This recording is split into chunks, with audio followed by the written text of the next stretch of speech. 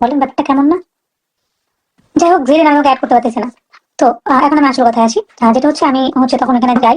আমি as usual হচ্ছে programme attend করি। করার পরে হচ্ছে দেখলাম যে মানে রেস্টুরেন্টের যে ওনার উনি এবং হচ্ছে যে রেস্টুরেন্টের ম্যানেজার ওনারা বের হয়ে যাচ্ছে, আমার নিচে তাদের সাথে দেখা। দেন আমি বললাম কি ব্যাপার, একটা প্রোগ্রাম সেটা তো নর্মাল প্রোগ্রাম, আপনার এখানে থাকবেন না? তো বললো পাশে আরেকটা যে বুফ আছে ওটা তো না যাচ্ছে। ঠিক আছে, আমি পরে গেলাম, গিয়ে হচ্ছে আমি অ্যাজ ইউজুয়াল সবার সাথে কথাবার্তা বললাম। তো হঠাৎ করে দেখলাম যে বাপ্পি আমার কাছে আসলো, এসে বললো যে একটু মিসআন্ডারস্ট্যান্ডিং হয়েছে একটা ইস্যু নিয়ে, তুমি এটা একটু সলভ করো। মিসআন্ডারস্ট্যান্ডিংটা হচ্ছে এরকম যে তারা যখন হচ্ছে বুক করে তখন 200 জনের জন্য বুক করে। তাদের যে ক্যাপাসিটি ওখানে হচ্ছে 350 মানুষের অ্যারেঞ্জমেন্ট করা যাবে একদিনে।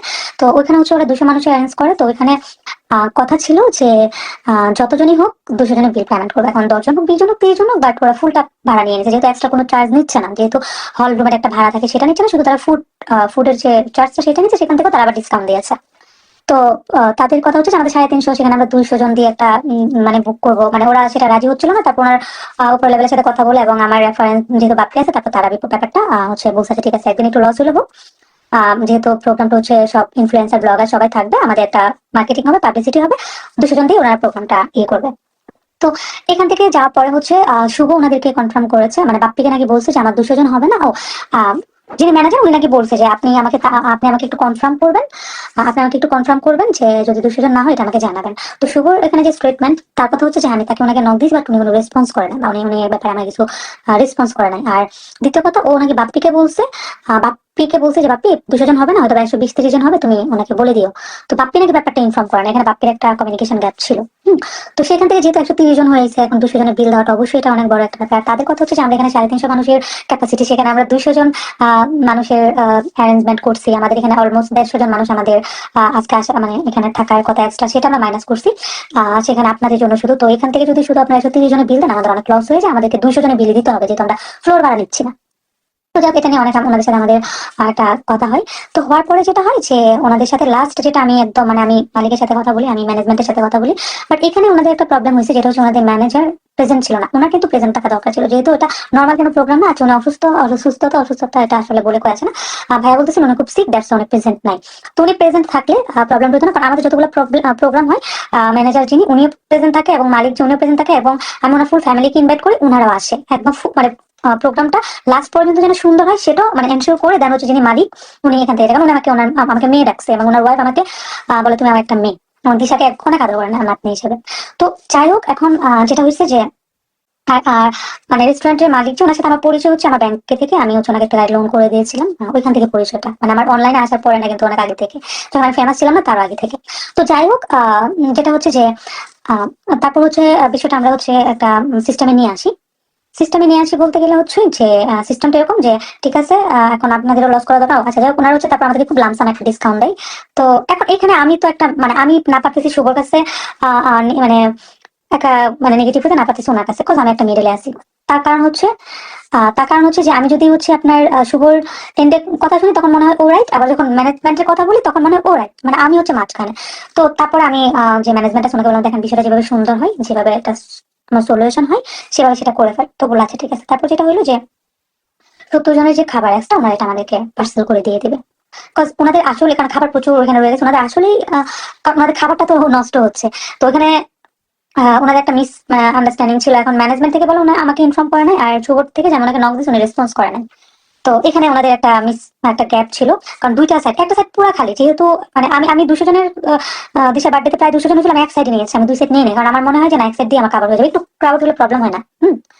তো তো তারপর যেটা হলো, আমি আসলে একটু ইম্পর্টেন্ট ব্যাপার নিয়ে কথা বলতেছি। আমি এখন হচ্ছে কোনো কমেন্টে রিপ্লাই করবো না, সরি, হ্যাঁ।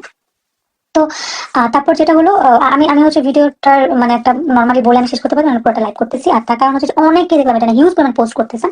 তো তারপর যেটা হলো, ওনারা 70 জনের খাবার দিয়ে দিচ্ছে। এখন আমি রেস্টুরেন্ট মালিককে কেন দোষ দিতেছি না তখন মানে ওই টাইমটাতে, যে তাদেরকে আমি দোষ দিতেছি না এই কারণে, কারণ তারা তাদেরকে কনফার্ম করছে যে 200 জনের জন্য ফুল রেস্টুরেন্ট তারা বুক করছে, এই জন্য তারা হচ্ছে আর কাউকে এখানে অ্যালাউ করে নাই। কারণ প্রতিদিন 350 মানুষ অ্যারেঞ্জ করে। এখন তো সিজন জানেনি, প্রত্যেকটা জায়গায় বুক থাকে আগে থেকে। আর শুভর দিকটা হচ্ছে আমি ওনাকে নক দিছি, উনি কোনো রেসপন্স করে না। বাপ্পিকে আমি জানিয়েছি, বাপ্পি ওনাকে জানাই নাই, মানে ওদের ব্যাপারটা তিনটা মিলে এরকম হয়ে গেছে। তো এখানে যদি আমি বলছি শুভকে আমাকে একবার ইনফর্ম করতে, এবং হচ্ছে হইলে হয়তো বা ওনাকে ডিরেক্ট কল করতে, তাহলে হয়তো যাক একটা মিস আন্ডারস্ট্যান্ডিং সবার মধ্যে হয়ে গেছে।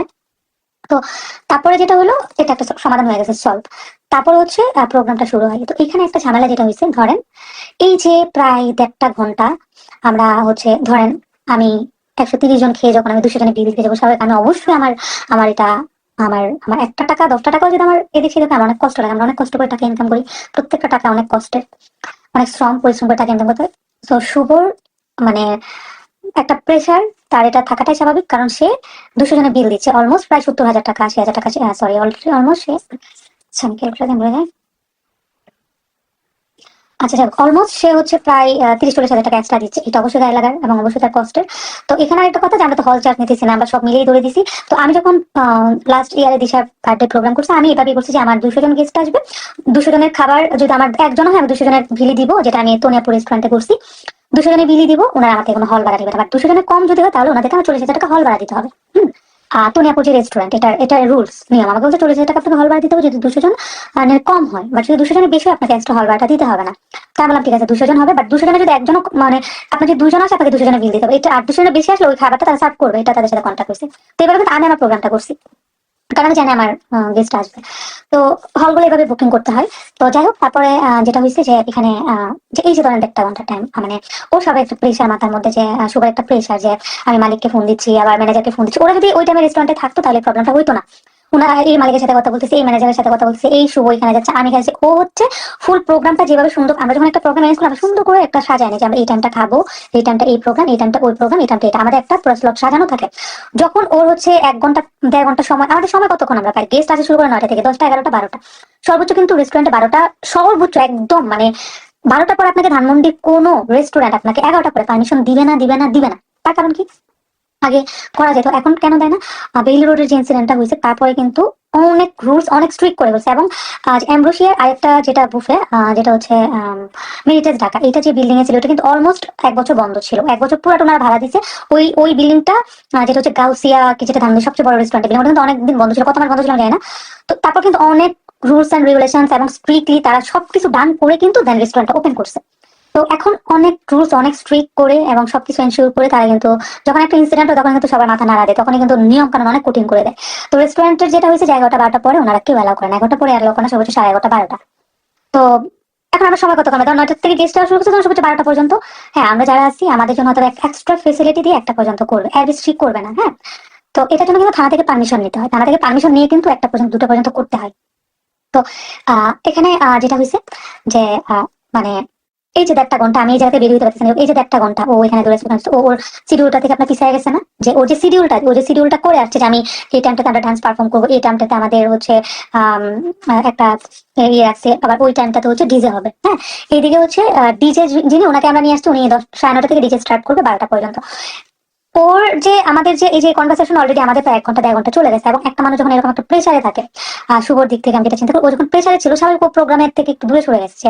ওই প্রেসারটা মাথায় আমি 130 জনের পরে আমি 200 জনের বিল দিলাম, এটা একটা রাগ ক্ষোভ ভিতরে থাকতে পারে, একটা মিস আন্ডারস্ট্যান্ডিং, একটা মানে কমিউনিকেশনের জন্য বা একটা কমিউনিকেশনের গ্যাপের জন্য জিনিসটা হয়েছে। তো সেক্ষেত্রে ওরা প্রোগ্রামটা শেষে শুরু করছে, মানে একটু পরে ধরেন 12টা থেকে 12টা থেকে প্রোগ্রাম শুরু করছে। তো 12টা থেকে সাড়ে 12টা থেকে 12টা থেকে প্রোগ্রাম শুরু করছে, শুরু করার পরে হচ্ছে ধরেন ডান্স পারফরমেন্স করতেছে, করার পরে হচ্ছে ডিজে যিনি আসছে আপু, ডিজের আপু তৃষা আপু, উনি হচ্ছে চলে যাবে, কারণ আমার কথা হচ্ছে আমার টাইম 12টা পর্যন্ত, আমি তার পিছিয়ে থাকবো না। কারণ উনি যে হচ্ছে বক্স গুলো এবং যে ওনার ইনস্টলমেন্ট গুলো নিয়ে আসছে, ইনস্ট্রুমেন্ট গুলো সবই হচ্ছে আপনার আগে জায়গায় পাঠিয়ে দেবে, টাইম করে তো নিয়ে আসছে। এবং লিফট বন্ধ হয়ে যাবে, প্রত্যেকটা স্টুডেন্ট কিন্তু 11টা পর লিফট বন্ধ হয়ে যায়, লিফট বন্ধ হয়ে যাবে, উনি ওখানে চলে যাবে। এদিকে উনাকে ধরা যাচ্ছে না, উনি চলে যাবে। এদিকে হচ্ছে ওরা মানে ধরেন মানে নর্মাল ভাবে পারফরমেন্স করতেছে না, যারা বলতেছেন যে নাচানাচি করতে দেয় না বলে রেস্টুরেন্টে ভাঙচুর করছে, তাদের কথা, রেস্টুরেন্ট ভাঙচুর করে না। হ্যাঁ, রেস্টুরেন্ট ভাঙচুর করে না, ভাঙচুর করছে হচ্ছে ওরা যেগুলো দিয়ে হচ্ছে আপনার ডেকোরেশন করছে, ওইগুলো ওরা হচ্ছে মানে ইয়ে করছে। তো এখানে যেটা হয়েছে, তারপর কি হলো, আপনার ইয়ে চলে যাবে, ডিজে যে করে উনি চলে যাবে। ডিজের চার্জ অলমোস্ট কত টাকা আপনারা বুঝতেই পারেন, সবকিছু মিলে আমি অ্যামাউন্টটা না বলি, অবশ্য 50-এর আগে পিছনে হবে, একটা ঘরের মধ্যেই হবে। তো উনি একটা গান না বাজায় ওনাকে প্যাকেট দিতে হয়েছে, কারণ ওনার তো কোনো দোষ নাই। কেন কি হচ্ছে, ডান্স পারফরমেন্সের মাঝে আমি আমি রেস্টুরেন্টে যারা আছে ওনাদেরকে আমি বলতেছিলাম যে আপনারা প্লিজ একটু, যেহেতু এখানে প্রায় 1-1.5 ঘন্টা সময় চলে গেছে, যে এটা নিয়ে দৌড়াদৌড়ি করে এটা করে সেটা করে, আপনারা হচ্ছে এখানে মালিকও ছিল না, ম্যানেজারও ছিল না, আপনি একটু টাইমটা বাড়ায় দেন না। তাদের কথা হচ্ছে সর্বোচ্চ একটা, এরপর আমরা এখানে পারমিশন দিতে পারবো না, আমাদের প্রবলেম হবে, আমরা থানা থেকে একটা পর্যন্ত পারমিশন সার্ভিস আমরা পারমিশন দিব না। এটা রেস্টুরেন্টের যারা ছিল তাদের কথা। বাট ওই মুহূর্তে কি ধরেন একটা প্রোগ্রামে গিয়ে কি এত হ্যাসেল করা যায়, এই মুহূর্তে আমি আবার জাহাঙ্গীর আঙ্কেল মানে যিনি মালিক ওনাকে আমি ফোন দিব, আবার আমি ম্যানেজারকে ফোন দিব, মানে আমি না আমি এটা মানে নাকি প্রোগ্রাম এনজয় করবো। তো সবাই তো এরকম প্রোগ্রাম এনজয় করতে চায়, এখানে গিয়ে এত হ্যাসেল নিয়ে তো ঝামেলা। দেন বাপ্পি কি হচ্ছে ওনাদেরকে রিকোয়েস্ট করতেছিল যে আরেকটু রাখেন, আরেকটু প্রোগ্রামটা রাখলে বেটার হয়, আরেকটু রাখেন। তো ওনাদের কথা হচ্ছে না, ব্যাগটা বেশি আমাদের দরকার, আমরা পারবো না, হ্যাঁ, এবং আমাদের পসিবল না। তো যাই হোক, এরকম করে ডান্স করতেছে করতেছে, এখানে কিন্তু ডিজের যে সবগুলা যে বক্স গুলা একদম সবকিছু প্রায় 20-30 লাখ টাকার যে যন্ত্রপাতি গুলো সব লাগানো ছিল, মানে ওনাদের যেটা ফল্ট ছিল, উইদাউট পারমিশন উইদাউট ইনফরমেশন তার মেন সুইচ অফ করে দিচ্ছে, আমাদের একটা বেজে গেছে আমরা ক্লোজ। মানে আমার ওনাদের যেটা হচ্ছে অবশ্যই একটা মানে এসে বলবে যে আমরা একটা বেজে গেছে আমরা সুইচ অফ করে দিচ্ছি। প্রত্যেকটা যন্ত্রপাতি নষ্ট হয়ে যেত যেগুলো ছিল এখানে, এখন প্রত্যেকটা তো দামি ছিল, এবং সেগুলো আপনি বুঝেন, এগুলো তো সব হচ্ছে যে ধরনের মানে বক্স এটা সেটা এগুলো বুঝেন, একটু 19-20 হলে তার 19-20 হলেই এবং মেন সুইচ অফ করে দেবেন, প্রত্যেকটা অফ করে দেন। আমরা আমরা কি করে টেলিভিশন যখন অফ করে, আগে টেলিভিশন অফ করে দেন, টেলিভিশন ওইখান থেকে অফ করে দেন, আমরা সুইচটা অফ করি, ডিরেক্ট যদি টান দিই 3 দিনও টেলিভিশনটা ঠিকবে না। পিসি বলেন ল্যাপটপ বলেন সবকিছু এইভাবে কিন্তু করতে হচ্ছে, ওইটাও সেম নিয়ম। তো ওনারা যখন এটা করে ফেলছে তখনই সবাই রেগে গেছে যে এই কাজটা কেন করলো, এটা তো ঠিক হয় না, যে উইদাউট ইনফরমেশন। তো এখানে যেটা হচ্ছে ম্যানেজার যে ভাইয়া উনি হচ্ছে প্রেজেন্ট ছিল না, উনি থাকলে ঝামেলাটা হইতো না। ছিল হচ্ছে ওই যে মানে যারা রেস্টুরেন্টে আছে ওরা। তো এই ছিল মেন কাহিনী, উইদাউট নোটিস তারা হচ্ছে আপনার সুইচ অফ করে দিয়েছে, দেওয়ার পরেই হচ্ছে ওরা রেগে গেছে, খেপে গেছে। খেপে হচ্ছে ওরা ওদের জিনিসপত্র ভাঙচুর করছে, রেস্টুরেন্টে কোনো কিছু ভাঙচুর করে নাই।